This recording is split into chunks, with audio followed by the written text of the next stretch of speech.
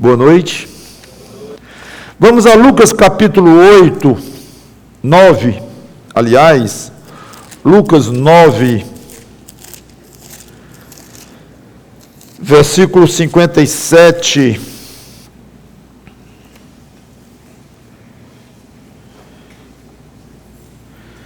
e 58.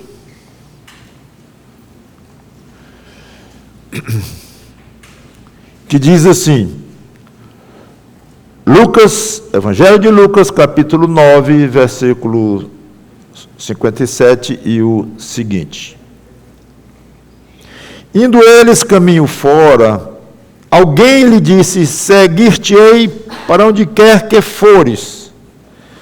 Mas Jesus lhe respondeu, as raposas têm seus covis e as aves do céu ninhos.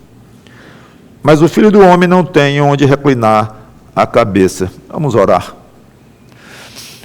Obrigado, Senhor Deus, por estas duas frases tão ricas que nos ensinam tanto, especialmente quando paramos um pouco e aprofundamos no que isso significa e mais coisas ainda podemos concluir e aprender. Que nós, crentes, cresçamos em Cristo ainda mais com esta pregação, e quem não tem Cristo ainda, que seja abençoado com uma fé tão linda como a que cada um de nós recebeu de presente do Teu Espírito Santo. É em nome de Cristo que nós te pedimos e agradecemos. Amém.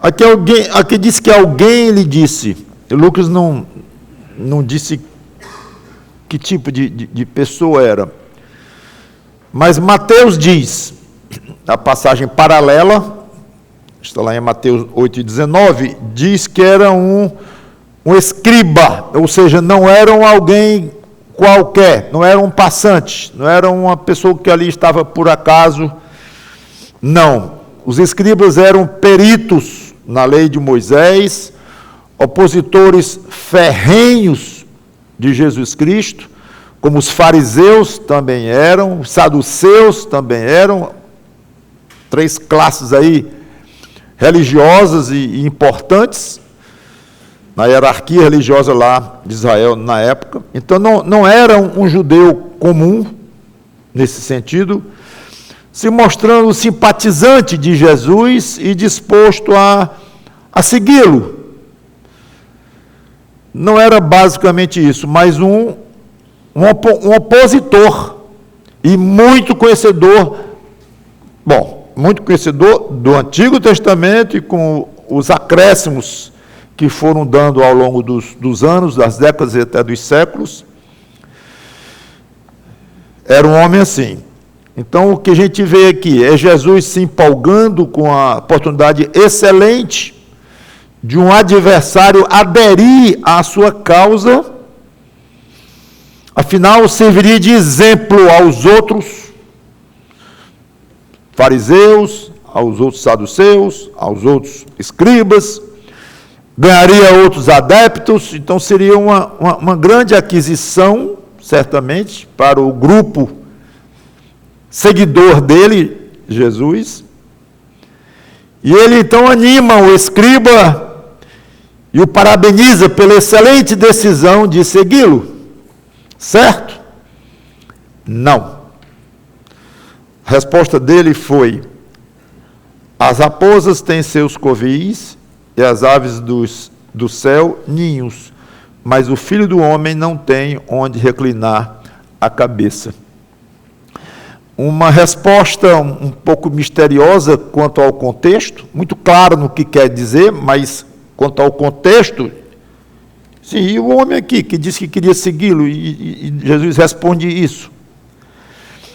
Em vez de ficar eufórico por um escriba declarar a vontade de ser um seguidor dele, Jesus coloca como uma condição, embora sem dizer que é, real e dura, que serviria como prova. Bom, a quem você quer seguir, não tem onde reclinar a cabeça. É evidente que aqui está um obstáculo que ele conheceu, e em vez de uma vibração de Jesus Cristo, nós vemos quase uma frieza, aparente frieza, e um controle muito grande sobre as emoções. Deveria estar feliz, sem dúvida, com essa disposição desse escriba, considerando que era sincera, mas ele foi muito sábio na reação dele, e quase dizendo assim: vai ter uma prova, isso que você está querendo, vai ter um custo, essa sua decisão. Se fosse apenas por emoção, ou por exibicionismo do escriba, ele desistir rapidamente. Não sabemos o resultado.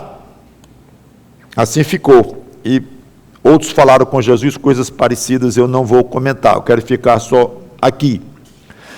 Mas observar que é muito diferente daquela teoria de que o importante é atrair pessoas para a igreja, não importando como. E alguns têm o costume de fazer apelos, muitas vezes bem emotivos ou emocionados, e com palavras escolhidas, e alguns levantam a mão e Shazam, dezenas de almas seguindo a Jesus Cristo, por força muitas vezes até de um encorajamento por parte de um pregador muito dotado na retórica, na maneira de falar e conduzir, de emocionar e tudo mais, e os números aumentando daqueles que se confessam novos seguidores do Senhor Jesus Cristo. Não conseguimos imaginar bem como é que ele, Jesus, encararia esse tipo de esforço, de aderência para a própria igreja, querendo atrair pessoas para fazer mais número e uma igreja mais forte, mais recursos, mais predominante, mais influente e tudo mais. Se ele colocava um obstáculo pessoal para alguém segui-lo, imaginamos que esse procedimento de querer atrair, chamar e vibrar com mais um que chega, não era característica dele. É evidente que nós devemos nos alegrar, e muito, com pessoas que se decidem, já comentei isso, inclusive, recentemente aqui, se decidem, digo, por Cristo, que querem segui-lo, devemos nos alegrar muito mesmo, mas nunca forçá-las a uma decisão, nunca pressionar, e não ficarmos muito eufóricos com isto, alegres sim, satisfeitos sim, mas dentro de um certo limite, admitindo inclusive que muitas vezes uma decisão de aceitação de Cristo e de segui-lo e coisa assim, muitas vezes não é complementada com uma realidade, né? No dia a dia, pessoas que não continuam e que não querem pagar o preço que tem, o discipulado de Cristo, que tem um preço alto, e é impressionante como a Bíblia coloca, ele próprio, Jesus Cristo, de uma maneira tão clara, esse custo, esse preço, e hoje pessoas dizem exatamente o contrário, como se o preço fosse ganhos e coisas desse tipo, e ganhos financeiros e materiais e coisas assim. Eu fico pensando se não tivesse essas passagens que falam isso, das dificuldades e do preço, como é que seria a forma de apresentarem? Porque tendo essas passagens de advertência, de aviso, claras: quem quiser vir após mim, a si mesmo se negue, tome a sua cruz e siga-me. É muito claro, mas abertamente ensinam outras coisas, o contrário disto, mostrando que uma falta de afinidade muito grande. Seja como for, Jesus se declara muito pobre, mais do que uma raposa e mais do que uma ave, como ele comparou aqui. Talvez ele estivesse se referindo ao seu ministério itinerante, que ele não ficava no mesmo lugar, ele não tinha um lugar fixo, nem para encostar a cabeça, como ele diz aqui. Quando ele reclinava a cabeça à noite para dormir, era um travesseiro de alguém. Nas viagens ele não parava de viajar, sair por aí, por Israel, e até fora de Israel, um pouquinho ali pertinho. Era no travesseiro de alguém, não sei que tipo de travesseiro era exatamente, talvez a própria roupa que usavam como travesseiro, enrolado num lençol, numa manta de alguém, deitado na cama de alguém. Não tinha nada, além da própria roupa dele, não tinha bens nenhum. Quando ele precisou pagar imposto, vocês se lembram? Ele mandou Pedro tirar da boca de um peixe, porque ele não tinha. Meteu a mão no bolso e tirar o valor, porque ele foi obrigado a pagar como um cidadão romano. Quando precisou de um jumentinho para entrar em Jerusalém, ele mandou pedir emprestado. E depois eu devolvo. Pode dizer que eu devolvo. Ele não comprou o jumento, ele simplesmente nem alugou, ele pediu emprestado, de graça. E foi dado, foi emprestado o jumento. Quando ele precisou de alguns pães e peixes para multiplicar e providenciar comida para uma multidão faminta, ele não tirou dinheiro do bolso, nenhum, e mandou comprar. Não foi assim. Ele aceitou a doação de um jovem que estava lá. E ele, por cima daquilo, ele multiplicou. Quando ele precisava de roupa e de alimentos, ele deixava-se ajudar por mulheres. Suprema humilhação para aquela época, impensável, alguém depender de mulher que não tinha nem perto do conceito, ou até do respeito, ou da posição que tem hoje. Aliás, esse hoje, em termos de mundo, é até exagerado, está trocado, invertido, mas mesmo sem estar exagerado ou invertido, nos meios cristãos, onde as mulheres são respeitadas, são consideradas e tudo, nós não podemos imaginar a cultura da época, em que Paulo, inclusive, já ia contra a cultura, e falando lá em Efésios 5, 22, 33, da importância do marido, tratar a mulher como Cristo trata a igreja, e tudo aquilo não era só um ensino espontâneo de Paulo, ou do Espírito Santo através de Paulo, mas era como que dizendo, não é como vocês veem ao redor, não é, a mulher não é um serviçal do homem, a mulher não é algo de segunda categoria e tudo. E até pouco tempo atrás tinha-se essa ideia, a tal ponto que as mulheres precisaram lutar por uma reversão, pelo menos até certo ponto, dessas circunstâncias. Não podiam votar, não tinham expressividade nenhuma. Então, naquela época, você ser sustentado por mulheres, e ele era. Lá em Lucas 8 diz isso aí claramente, que algumas mulheres o seguiam e que o ajudavam nas suas despesas no dia a dia. Não tinha nada. Então, neste mundo, Jesus não tinha onde reclinar a cabeça. Será que ele precisava ser tão pobre, mas tão pobre, quando veio ao mundo morrer pelos pecadores? Tudo bem que não viesse como ricão, dono de tudo, como ele era, como Deus que ele era. Mas não dá para ter vindo como classe média. por exemplo, mesmo classe média baixa? Eu vejo 3 motivos. Provar que bens materiais não são as coisas mais importantes da vida. O mais importante é a comunhão com Deus. E isso ele era bilionário. Nenhum ser humano teve e jamais terá tanta comunhão com o Pai Celestial como Jesus de Nazaré teve. Nenhum. Eu estou dizendo ser humano de propósito, enfatizando a natureza humana dele. O segundo motivo poderia ser que bens materiais tomariam o tempo dele. Ele não tinha tempo para cuidar das coisas desta vida.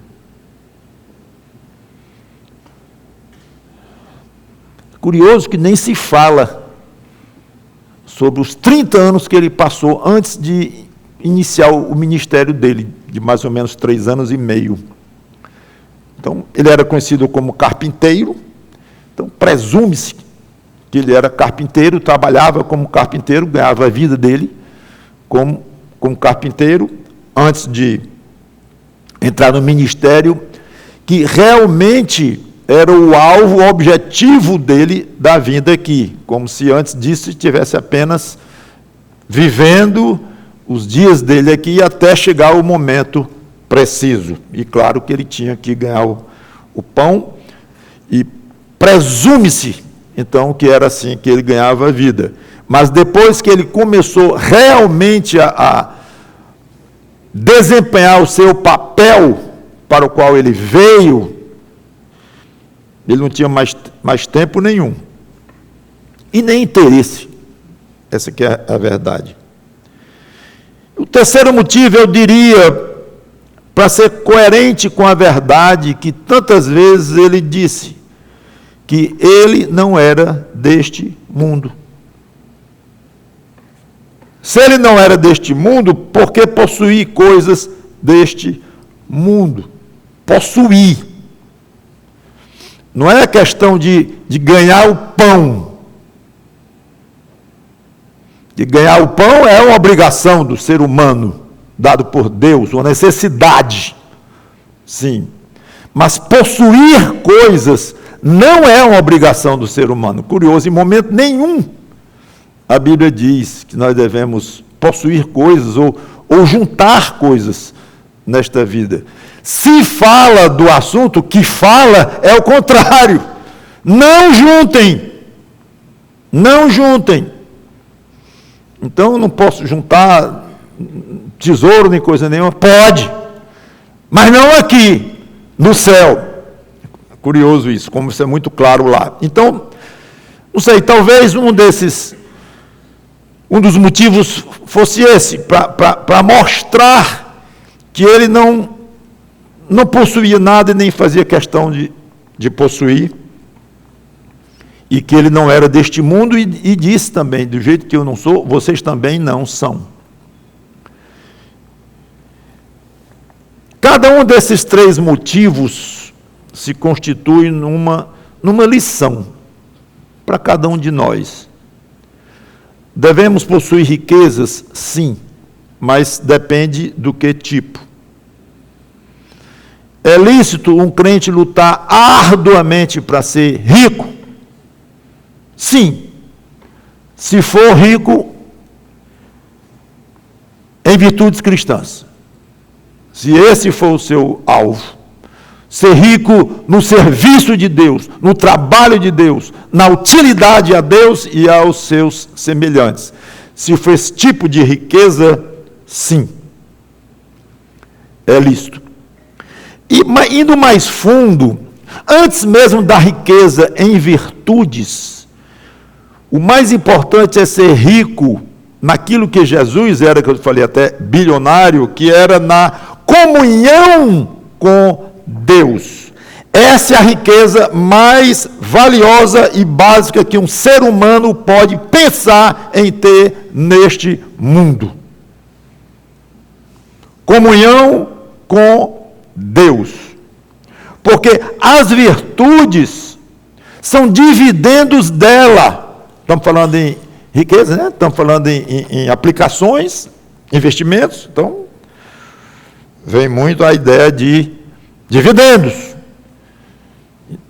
Então, você quer virtudes cristãs, você quer possuir virtudes cristãs, dadas pelo Espírito Santo de Deus, porque não é desenvolver virtudes cristãs. Não sei se vocês já pensaram nisso. Ninguém desenvolve virtudes cristãs por si. Ele recebe virtudes cristãs e dali para frente, sim, ele pode de alguma maneira trabalhar para cuidar dessas virtudes cristãs, manter essas virtudes e até crescer nelas e fazer com que elas cresçam na sua vida. Então, nesse sentido, alguém pode falar em desenvolver suas virtudes cristãs. Mas observem, depois de terem ganho de presente a semente daquela virtude, e mesmo quando ele fala em desenvolver aquilo que recebeu em essência, mesmo assim, é na total dependência do Espírito Santo de Deus, para desenvolver essas virtudes. Então, não é algo que vem de si mesmo. Não é. Então, como Cristo foi rico na comunhão com o Pai, Ele quer o mesmo para todos nós. João 17 e 21, nós lemos assim, eu posso chegar lá só, se você quiser. Não precisa acompanhar, naquela famosa oração sacerdotal dele, no versículo 21. O 20, não rogo somente por estes, pelos discípulos vivos na época, mas também por aqueles que vierem a crer em mim. Nós, né? Aqui nós entramos. Por intermédio da sua palavra, a fim de que todos sejam um. E como és tu, ó Pai, em mim e eu em ti, também sejam eles em nós, para que o mundo creia que tu me enviaste. Palavras complicadas até, para nossa tão limitada inteligência e capacidade de entender as coisas mais profundas de Deus. Mas é evidente como ele deseja comunhão dos seus discípulos com o Pai. O segundo exemplo que podemos pegar dele, ainda nesta explicação,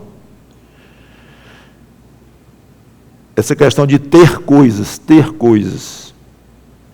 Eu falei que ele não teria tempo para cuidar delas, depois que ele começou o seu ministério. Quando nós compramos coisas, vem um item não incluído no preço, não sei se você já percebeu, e que custa muito caro, o tempo para manter, ou preservar, ou reparar esse produto. Tempo barra dinheiro, barra energia, barra tudo. Uma boa parcela do nosso tempo, isso vai variar, mas um naco, um pedaço da nossa cabeça, nossas emoções, nosso bolso, são gastos em preservar, manter, ou atualizar, ou fazer um update, ou mandar para a oficina, ou seja o que for, cuidar dos bens que nós compramos. Isso merece uma reflexão. Porque a gente não pensa, muitas vezes, no que vai nos custar ter coisas. Porque essas coisas vão puxar por nós. Vão puxar, não adianta. É óbvio que vai. Um carro vai quebrar. E a peça vai ser cara, você não contava com ela. Poderia até contar, porque sabe de uma certa forma que são sujeitos a isso. As máquinas e tudo mais, mas não sabe como, quando, quanto, então sempre vem de surpresa aquilo, e vai se gastar com aquilo, vai se preocupar com aquilo, e repor, e já está velho, precisa de um outro, e vai sempre tirando um pedaço de nós. E mais do que o dinheiro em si, de manter as coisas que nós temos, que pode ser um carro, pode ser uma terra, ou pode ser até uma aplicação no banco, seja o que for, mas vai puxar de nós. Mais do que tudo, a mente e o coração. Aonde estiver o teu tesouro, ali estará o teu coração. Certo? Palavra bonita essa sua, pastor Mauro. Gostei. O senhor bolou isso agora? Foi? Não, é de Jesus Cristo. Vocês sabem disto. Então, coisas que nós queremos muito, gostamos muito e sonhamos muito em ter, mostra que elas são muito caras a nós. E o nosso coração estará ali. Tempo e coração. Agora, é claro que nós não vamos nos abster completamente de comprar, nós temos necessidades, nós temos gastos pessoais a satisfazer e precisamos não só de viver no dia a dia, de coisas, de materiais, mas tem o nosso lazer também, que faz parte, é lícito, tudo bem. Mas seria bom o crente, pelo menos, se perguntar e fazer algo consciente, quando se tratar dessa questão de ter coisas. Porque se você quer uma referência, você já tem. É Jesus. Não, mas é radical demais, não é? É radical demais, ele não tinha um travesseiro. Tudo bem, pode considerar radical, mas você quer uma referência? Está lá. Agora, ok, adapte. A referência radicalíssima dele nessa questão de não ter nada, adapte para o seu caso. Tudo bem. A família que você nasceu, os bens da sua família, a forma como você foi educado, criado, a sociedade onde você nasceu, a cultura, o país, tudo bem, varia demais, muito, e cada um adapte para si, mas pense e considere, não é uma coisa como um dado natural e obrigatório, como a nossa sociedade capitalista joga na cabeça nossa desde que nascemos, que tem que progredir, estudar cada vez mais, para conseguir empregos cada vez melhores, e se for colocar uma empresa, que a empresa cresça o mais que puder, e que quanto mais tiver, melhor, aí daquela ideia de mais segurança para a minha família, mais segurança para mim, e aí tem vários tipos de argumentos que a pessoa pode dar a si próprio, contra essa questão, e a vida vai levando, quando vê, já empregou muita parte, muito percentual da sua vida, da sua mente, da sua energia, para coisas da terra, coisas que não somente o viver do dia a dia. Note que eu estou falando no viver do dia a dia. Jesus também vivia, ele comia, a comida dele custava para alguém, é claro, ele não vivia do ar, então a manutenção dele custava para alguém, as mulheres o ajudavam, davam para ele, não se tem notícia dele ter multiplicado alguma coisa para ele próprio comer, não se fala nisso, não sei, talvez não, se a Bíblia não fala, vamos considerar que não, mas alguém custeava para ele, ou seja, o que eu quero dizer com isso? Que a nossa manutenção, o nosso dia a dia, o nosso viver, custa, e temos que trabalhar para isso, temos que nos esforçar, temos que estudar, os pais mandam, os meninos não querem estudar, é muito ruim a escola, tem que ir, meu filho, tem que ir, está certo, está correto, estudar e arranjar emprego e conseguir, está tudo bem, mas isso é para viver. O assunto aqui é o além disto, é o extra do qual eu estou falando, que cada um daqui tem os seus extras, alguns mais, outros menos, mas temos. Então, é isso que eu quero levar vocês e eu próprio, a pensarmos juntos nisso. Esse é o meu objetivo. Então, vou comprar isto. Para que exatamente você quer comprar isso? Para quê? 10 reais, 100 mil, 10 mil, 50 mil, não sei. Para que você quer? Pense. Pense. É só isso. Justifique diante de você próprio. Qual o grau de necessidade disso? Alguns anos eu tive uma conversa interessante com o pastor Almir, lá de Juazeiro. E lá em Juazeiro mesmo, tivemos uma conversa muito curiosa sobre essa questão de necessidade. É necessário, não é necessário. Fomos longe, filosofamos um bocado, foi muito gostoso. Não sei se chegamos a algum ponto muito... ficamos mesmo na conversa, que é muito complexo. O que é necessário para você? Para mim, se começarmos a tirar, vamos ficar só com a comida e a roupa. Que coincidência ou não, que obviamente não é exatamente o que a Bíblia diz. Ó, vocês tendo o que comer e com o que vestir, fiquem satisfeitos. E meu carro? Minha viagem para o exterior, minhas férias? Onde entra? E minha casa própria? E comida e roupa? E eu não acho que ele estava falando em roupa de 20 mil reais, não. Como eu soube, eu digo que tinha um pastor lá que descobriram que estava usando um moletom de 19 a 18 mil dólares. Um pastor. Não devia ser batista regular. Lá não era de uma igreja que está sendo processada de todo jeito lá, uma coisa horrível, escândalo de todo jeito nessa igreja lá, enorme, lá nos Estados Unidos. Pois é, um moletomzinho de 18, 19 mil dólares que ele estava usando lá. Então, qual o grau de necessidade que você tem disto?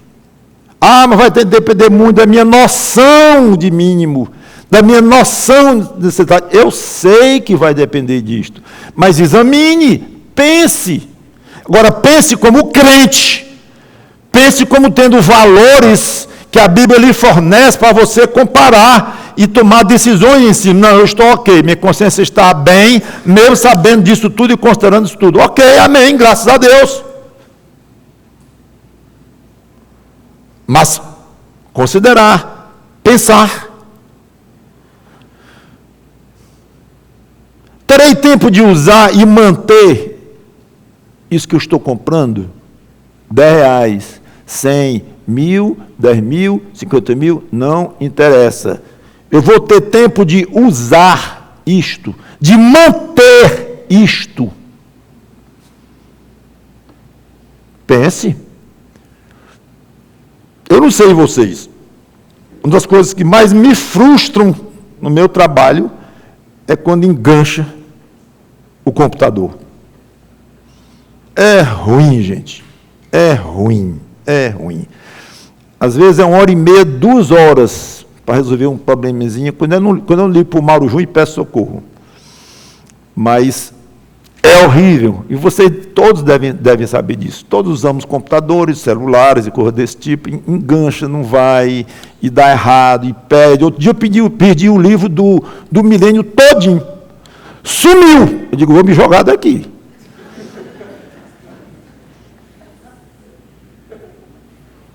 Estava na lixeira. Na lixeira. E graças a Deus, pelo computador, pelos softwares, pelos programas e tudo, mas tudo tem custo. Então, vale a pena ter um computador e trabalhar nele? Vale. Compensa? Compensa. Mas tem custo? Tem. Tem. Mas agora eu tenho um computador, um PC, mas eu quero também um notebook. Olha, 2. E se você usa nuvem, agora vão os 2 ter que precisar da nuvem. E talvez não vão se entender bem entre si, que isso é muito complicado e está ficando cada vez mais. E vai tempo, e vai preocupação, e vai frustração. Vale a pena o segundo computador? Vale, por isso. Ok, então compre. Você pode comprar e acha que... Tudo bem. Mas você diz assim, vou não. Não vale a pena não, eu prefiro mesmo sacrificar um pouco, só com um, porque eu não tenho tempo para dar para quando o outro quebrar, o outro me der problema. Então, esse tipo de solução, de decisão, é fantástico para um crente que chega a essa conclusão.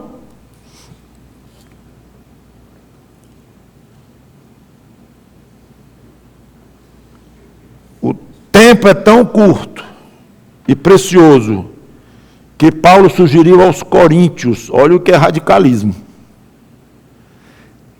Paulo sugeriu aos coríntios que, se possível, até mesmo não se casassem os homens, para não empregar precioso tempo cuidando da esposa. Meio forte. Pastor, isso não está lá. Você mesmo falou tão bonito lá casando ontem o casalzinho, né? E agora vem detonar o casamento. Eu não. 1 Coríntios 7:32. O que realmente eu quero é que estejais livres de preocupações. Olha aí, Paulo dizendo isto, eu quero que vocês estejam livres de preocupações. Ou com carro, computador, e Paulo foi longe e disse até com a mulher. Se for o caso de cada um, quem puder suportar isso, suporte. Quem não puder, não suporte. Quem não puder, case. Tudo bem, não é proibido casar. Deus fez o homem para casar e se multiplicar, sabemos inclusive disso, graças a Deus pelas mulheres, e as mulheres, graças a Deus, pelos homens, pelos lares e tudo mais. Mas vejam, aprendam a ver, não o aspecto radical aqui, em si, que Paulo é meio contra o casamento, não é este o assunto, aprendam a estudar as Escrituras. O assunto aqui é a importância de estar livre de preocupação, a ponto de, se você aguentar ficar sem uma esposa e filhos, fique, para trabalhar para Cristo, está aí. Não, mas eu preciso de uma esposa e de filhos, ok, Deus te abençoe, com sua esposa, seu marido, seus filhos, sua família, seus netos, amém por isto. Mas não percamos esse aspecto aqui. Esteja livre de preocupações. Quem não é casado cuida das coisas do Senhor, de como agradar o Senhor. Mas o que se casou, cuida das coisas do mundo, de como agradar a esposa. E assim está dividido. Forte, né? Muito forte. Também a mulher, tanto a viúva como a virgem, cuida das coisas do Senhor para ser santa, no corpo como no espírito. A que se casou, porém, se preocupa com as coisas do mundo, de como agradar ao marido. Aí. Então, o tempo que o marido gasta com a esposa é enorme. O tempo que a esposa gasta com o marido é enorme. Responsáveis, não, está tudo ok, está tudo bem. Mas Deus valorizaria mais o serviço puro para as coisas do Senhor do que para as coisas de casa, que ele chamou coisas do mundo. O mundo aqui não é num sentido pejorativo, claro, ele não vai chamar a esposa ou o marido de coisa do mundo, pejorativamente, pecaminosamente, não, mas coisas desta terra, desta vida, porque a minha mulher não vai ser minha mulher lá no céu, sabemos que não vai ser diferente. Então, é daqui. Então, esposa é coisa daqui, marido é coisa daqui, filhos, coisas daqui, daqui, daqui, mesmo para crentes.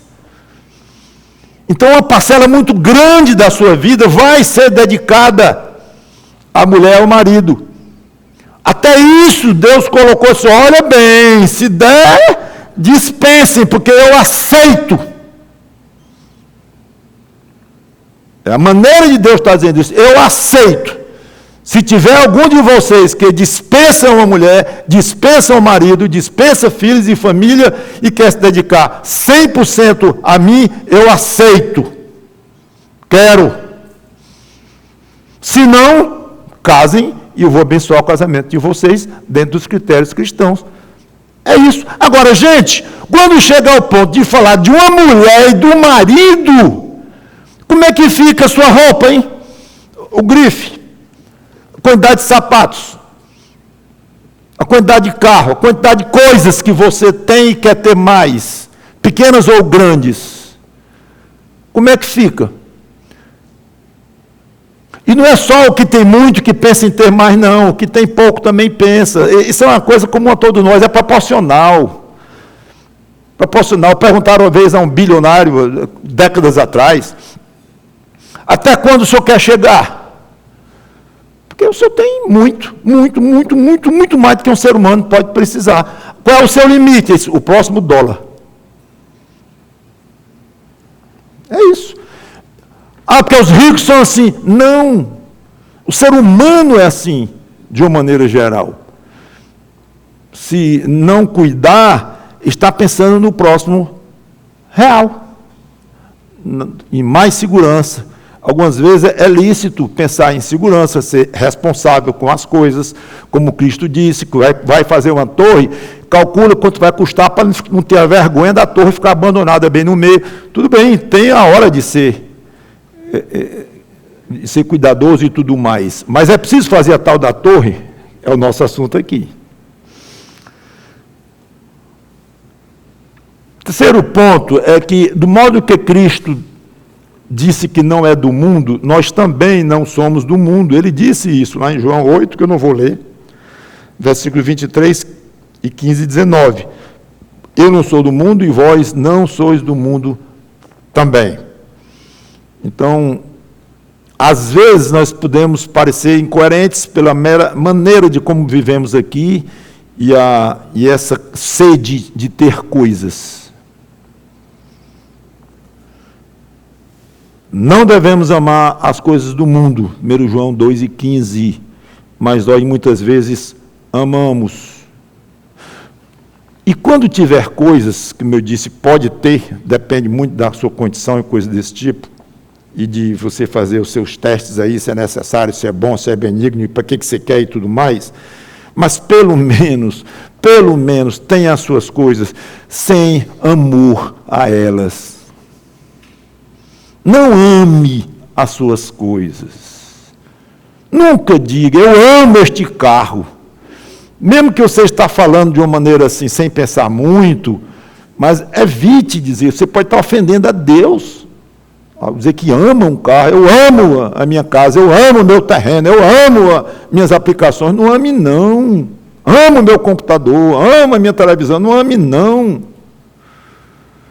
Tenha, mas não ame.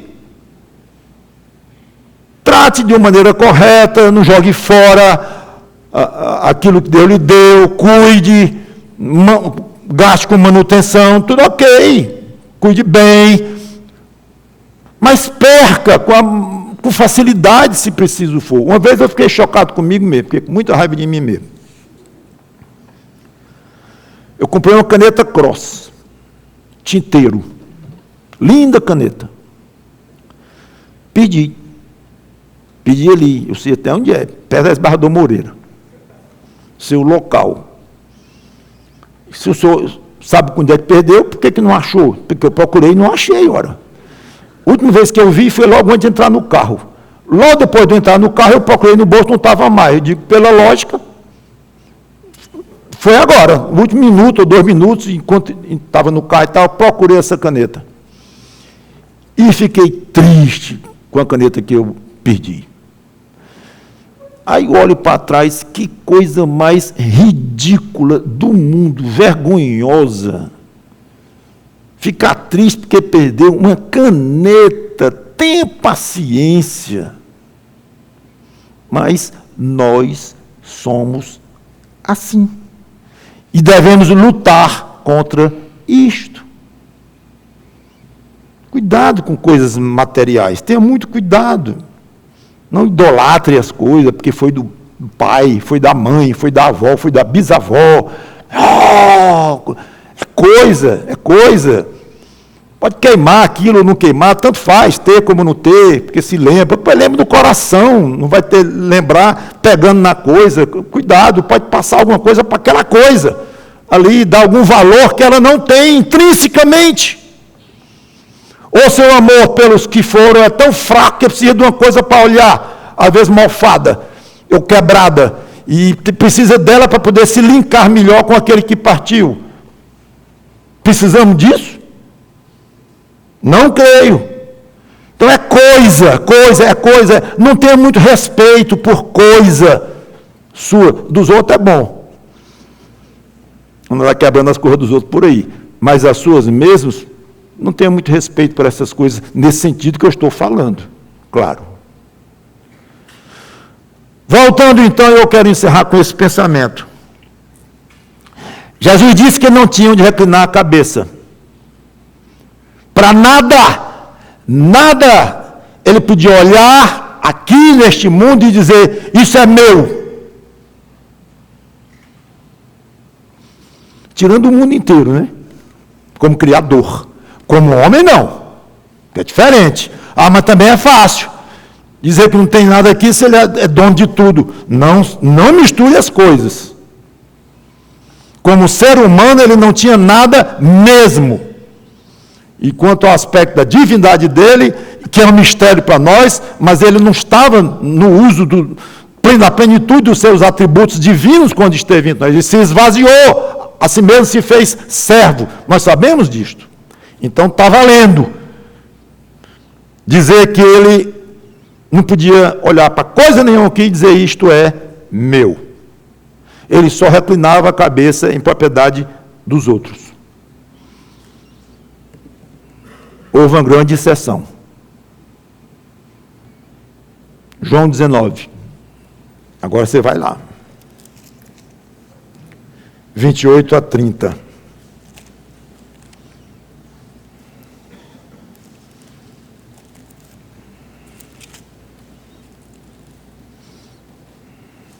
Estamos com Jesus na cruz. Depois, vendo Jesus que tudo já estava consumado para se cumprir a Escritura, disse, tenho sede. Estou em João 19 e 28. Tenho sede. Estava ali um vaso cheio de vinagre. Embeberam de vinagre uma esponja e, fixando-o num caniço de isopo, lhe chegaram à boca. Quando, pois, Jesus tomou o vinagre, disse, está consumado, e, inclinando a cabeça, rendeu o Espírito. São as mesmas palavras de Lucas 9:58, como eu li, que ele disse que ele não tinha onde reclinar a cabeça. Ele não pendeu a cabeça aqui porque estava morto. Porque depois ele ainda falou, depois é que ele morreu. Mas ele inclinou a cabeça antes de render o Espírito. Foi um ato consciente, exigido pela exaustão total, cansado de sofrer, às 6 horas pregado na cruz, minutos, talvez segundos antes de morrer. Ele descansa a cabeça, então, a melada de sangue. Não descansou a cabeça num travesseiro acolchoado, cercado por mãos amigas, enquanto morria num leito. Num tranquilo leito de morte, mas numa posição vertical, pendurado por pregos, na madeira dura de uma cruz tosca, preparada por inimigos. E os amigos haviam fugido, todos, tirando João e algumas mulheres. Finalmente, para reclinar a cabeça, Jesus Cristo encontrou um lugar só dele. Essa sim, era dele. Essa não era emprestada. Essa era só dele. Não podia pertencer a mais ninguém na face desta terra. De nada adiantaria os melhores homens que já passaram por esta terra tomar aquela cruz e substituírem Jesus ali. Nem a mãe dele que estava lá olhando. Nada. Nenhum Nenhum deles ou delas eram tão bons ou boas como pareceram, porque todos eram pecadores. E aquela cruz, como meio de salvação, só poderia pertencer a alguém sem pecado. Cristo era o único ser humano que poderia reivindicar aquela cruz para si. Agora, era preciso muita coragem e muito amor pelas pessoas para enfrentar espontaneamente aquele instrumento de tortura. E ele tinha coragem e amor. E reivindicou a cruz para ele. Dono exclusivo daquela cruz. Finalmente uma coisa dele. E só dele. Salvador único dos homens. Inclinou a cabeça e depois morreu. E depois ressuscitou e voltou ao céu, como nós sabemos. E para que tanto sofrimento? Qual a utilidade de tamanho sacrifício? Dentro do nosso contexto, eu responderia para que os homens pudessem ter onde reclinar, não a cabeça, mas a alma. Grande trabalho desse. Era comprar para nós um lugar, adquirir, digo, para nós, condições para nós realmente descansarmos o nosso ser, não só a nossa cabeça física. Mateus 11, 28 e 29, né? Vinde a mim todos os que estáis cansados e sobrecarregados, e eu vos aliviarei. Tomai sobre vós o meu jugo e aprendei de mim, porque sou manso e humilde de coração, e achareis descanso para a vossa cabeça. É assim? Descanso para a vossa alma. Amigo,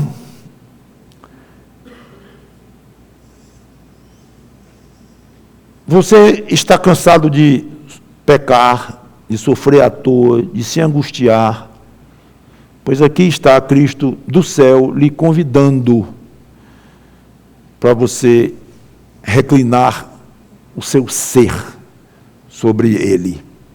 Ele pagou caro para poder não tomar conta só dos seus bens, como Ele toma, não só das coisas que você tem, como Ele toma não somente coisas materiais, mas dos entes queridos que você tem, que Ele toma.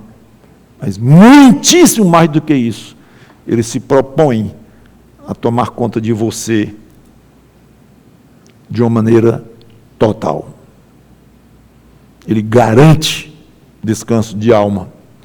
E essa autoridade Ele conquistou no dia em que inclinou aquela cabeça sobre a cruz. Ali Ele adquiriu essa autoridade, essa condição, que como ser humano Ele morreu para pagar pelos nossos pecados, e como Deus Ele tinha poder para oferecer essa salvação para todo ser humano, um poder ilimitado. Vá a Ele então, é minha sugestão, meu apelo, e descanse a sua alma. Quanto a nós, crentes, nunca se esqueça disto. A coisa mais importante que você tem é o seu ser. Claro. Sua alma, seu espírito. E isto está garantido. E você, às vezes, cuida deste espírito, desta alma, de uma maneira tão descuidada, e toma conta do seu carro de uma maneira muito mais zelosa. Uma manchinha já está passando um pano. E sua profissão, e tantas coisas aqui, seus bens, suas coisas. Gasta um tempo enorme e coração naquilo.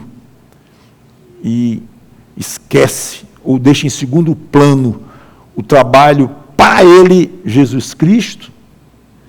E o fato de que Ele já lhe garantiu, é muito cômodo você ficar ouvindo pregações todo domingo e lendo a Bíblia em casa, ou seja, onde for, lhe desafiando a ser mais puro, mais santo, servir mais ainda a Deus, e para não desejar tanto as coisas daqui, é muito cômodo você ler aquilo e dizer, quer eu faça isso bem ou ruim, eu estou garantido, eu vou para o céu.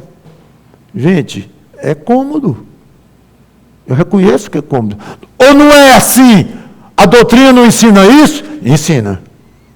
Uma vez crente, fui comprado por preço, sou da família de Deus? Então, dependente do meu padrão de serviço a Cristo, eu estou com a alma, o descanso da minha alma está garantido. Eternamente. Correto? Correto. Correto. Não levar em consideração que, muito além desta convicção que Cristo lhe dá de presente para você ter essa paz na sua alma, Ele quer alguma coisa prática, alguma coisa que mostre que você entendeu o valor daquilo que Cristo lhe ofereceu, o descanso para a sua alma, e deixar as coisas deste mundo realmente em segundo plano. Terceiro ou quarto.